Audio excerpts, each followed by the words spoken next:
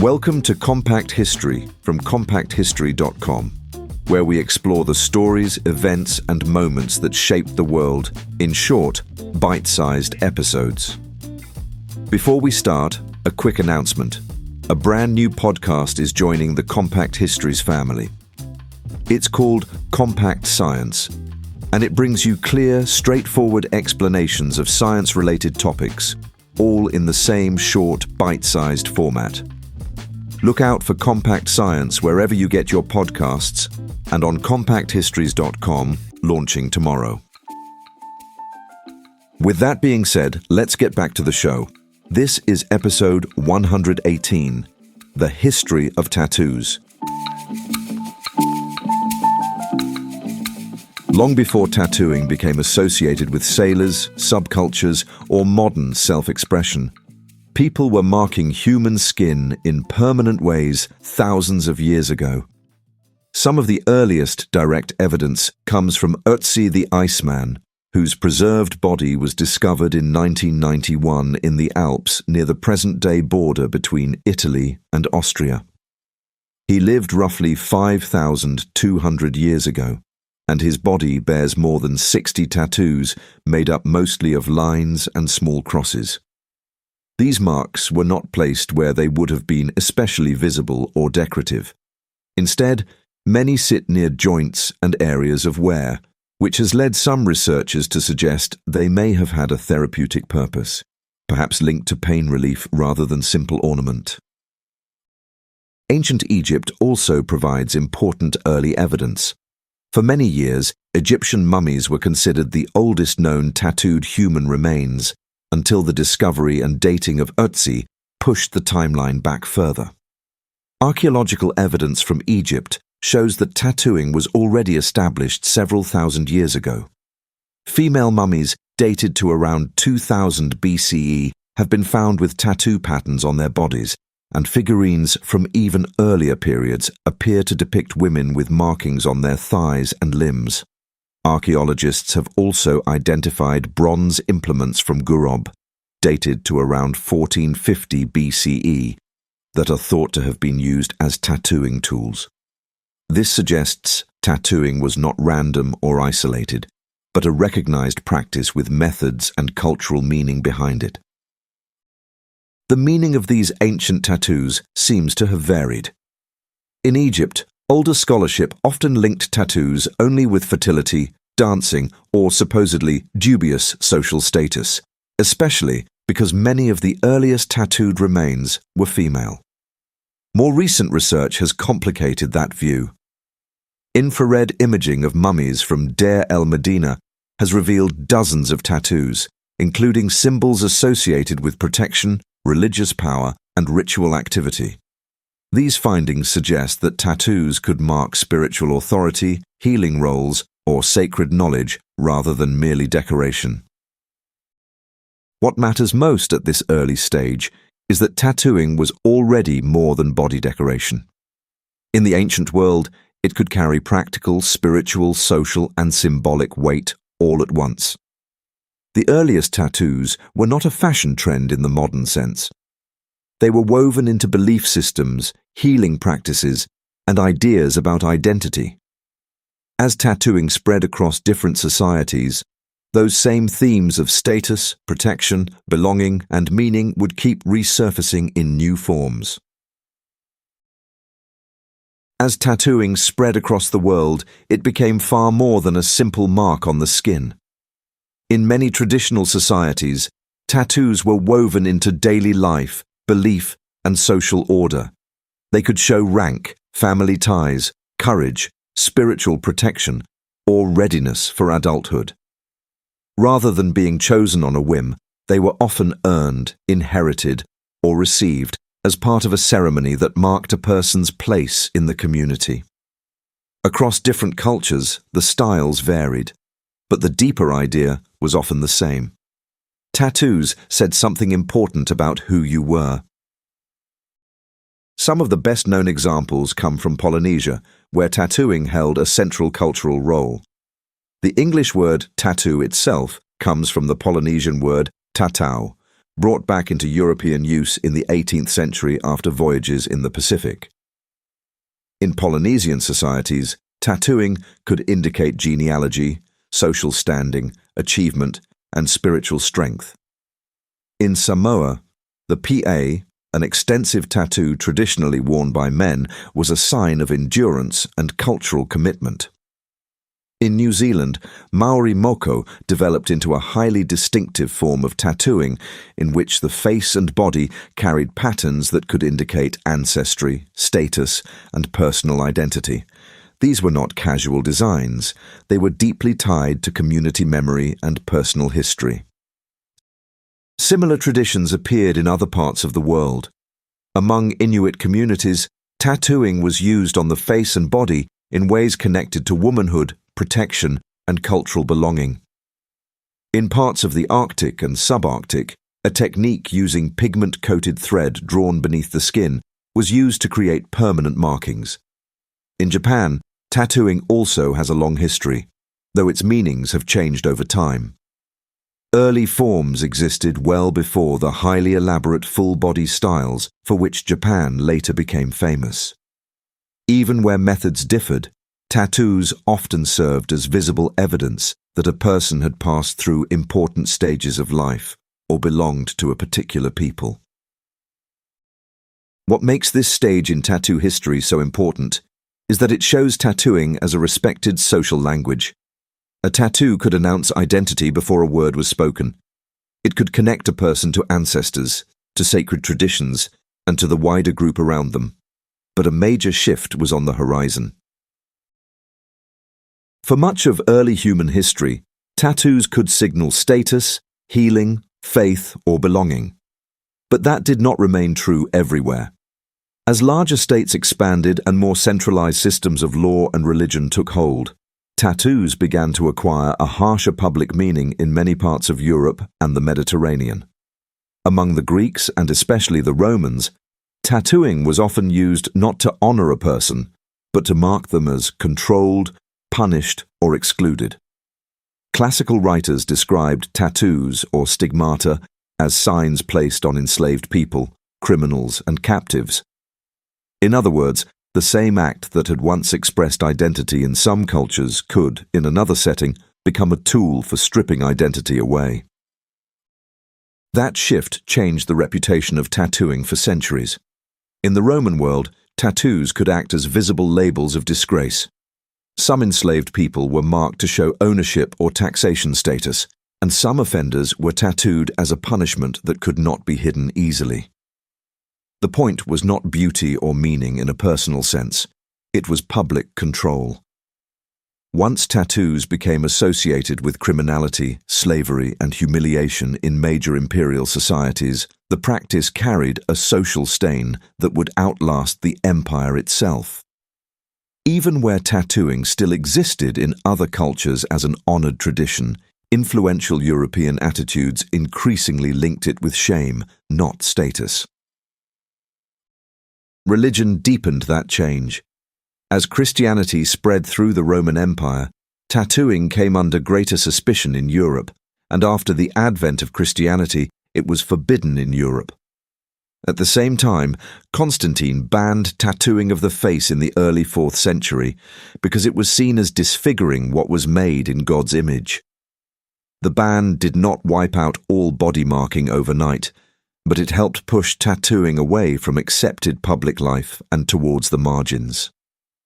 What had once been ritual, communal, or practical was now more easily described as pagan, degrading, or morally suspect.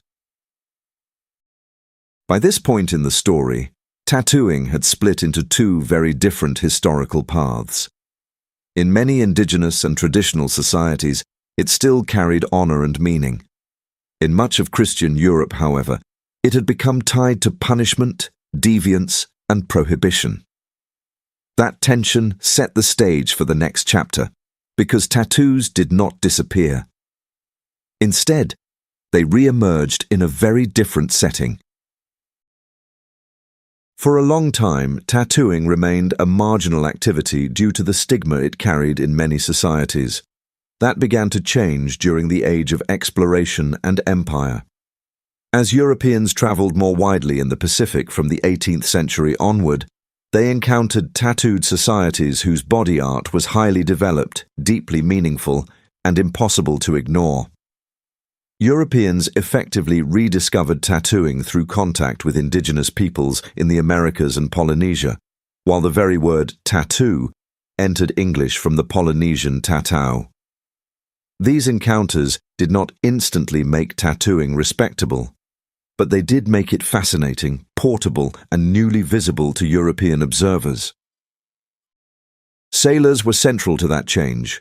Men serving on long voyages often adopted tattoos as records of travel, superstition, comradeship, and survival. Sailors began getting initials and other identifying marks tattooed on their skin in the 18th century, and such markings could even appear in official identification documents like seamen's protection certificates, used predominantly by American sailors to prove that they had U.S. citizenship. A tattoo could mark a crossing, commemorate a port, honor a lover, or simply prove that a man had been somewhere worth boasting about later in a tavern. In an era when many ordinary working men left few written records behind, tattoos became a rough kind of autobiography carried on the body. Soldiers played a similar role in spreading the practice. By the 19th century, tattoos were common enough among military men that they could also serve administrative purposes, including for the identification of British Army deserters and released convicts. At the same time, tattooing was no longer confined to the lower ranks of society. For example, during the Victorian period, tattoos spread beyond convicts, soldiers, and sailors, becoming fashionable enough that members of the British royal family, including the future Edward VII and George V, wore them. That is quite a journey for something once treated as a badge of disgrace. Then there were the showmen. In the late 19th and early 20th centuries, heavily tattooed performers appeared in circuses, sideshows, and traveling exhibitions, turning tattooed skin into spectacle. This made tattoos more visible than ever, but it also reinforced the idea that they belonged to the exotic, the dangerous, or the unusual. By the dawn of the 20th century, tattoos had traveled a long way from sacred ritual and imperial punishment. They were now part of mass culture, carried by sailors, soldiers, aristocrats, and entertainers alike, ready for a modern reinvention. By the start of the 20th century, tattoos were already well established in port cities, military circles, and popular entertainment, but they were still far from mainstream respectability. In much of Britain and the United States, tattoos were associated with sailors, soldiers, circus performers, and people living a little outside polite society. At the same time, the craft itself was becoming more modern. Tattoo parlors had spread through major port cities, and the first electric tattooing implement was patented in the United States in 1891. This made tattooing faster, more consistent, and easier to commercialize, helping move it from a specialist practice into a recognizable urban trade. Even so, tattooing's path through the 20th century was uneven. It did not simply rise in a neat straight line from taboo to trend. In some places, it was pushed back hard. In New York City, for example, tattooing was officially banned in 1961, with the authorities linking the move to public health concerns over hepatitis B. The ban remained in place until 1997. That is a useful reminder that tattoos were still widely treated with suspicion well into the modern era, especially by officials who saw them as grubby, dangerous, or tied to the wrong sort of people. Yet the same decades also laid the foundations for the revival. After the Second World War, tattooing remained visible among servicemen and biker culture. But by the 1960s and 1970s, it also began to attract artists, musicians, and members of countercultural movements. tattoos became a way to reject neat post-war respectability and claim a more individual identity. There was also a parallel increase in tattooing among late 20th century Westerners, alongside other forms of body modification. In other words, tattooing was no longer just something inherited from sailors and soldiers. It was being reimagined as a personal statement and, increasingly, as an art form in its own right. By the 1980s and 1990s, that revival was unmistakable. Dedicated tattoo conventions, specialist magazines, and a growing number of professional studios helped reshape public attitudes. What had once been treated as scandalous or seedy was becoming fashionable, creative, and more widely accepted. Not everyone approved, of course, and the old stigma never really vanished. But by the end of the century, tattoos had clearly crossed a line.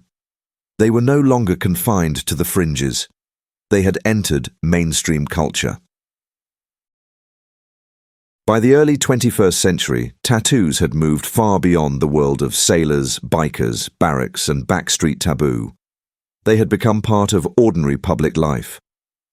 In the United States, a 2023 Pew Research Center survey found that 32% of adults have at least one tattoo, including 22% who have more than one.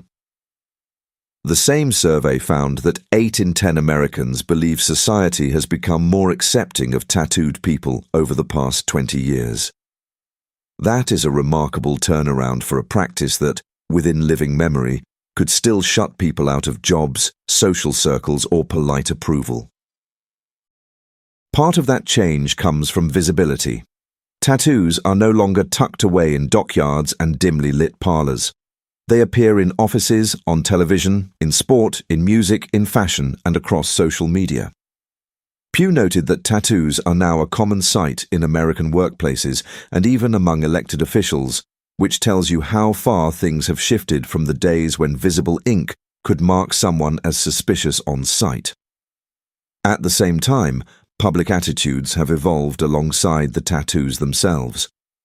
In Britain, YouGov found that 53% of people considered tattoos a form of art, suggesting that modern audiences increasingly see them not simply as body marking, but as creative expression. That does not mean every old stigma has vanished. Attitudes still vary by age, profession, and culture, and some people continue to link tattoos with impulsiveness or poor judgment. Pew found that older adults without tattoos were more likely than younger adults to form a negative impression when they saw someone tattooed. So the modern story is not one of total acceptance. It is more a story of normalization. Tattoos have become common enough that they no longer automatically define a person, even if they still say something about taste, memory, loyalty, grief, belief, or style. In many ways, modern tattooing brings the whole history of the practice full circle. The technology is newer, the hygiene standards are better, and the styles now travel the globe at the speed of a phone screen. But the core reasons people get tattooed are still surprisingly ancient. They do it to remember, to belong, to heal, to honor, to rebel, to protect, or simply to say, "This is me." The tools have changed, and so has the social meaning. But the human urge behind tattooing has remained stubbornly, beautifully familiar.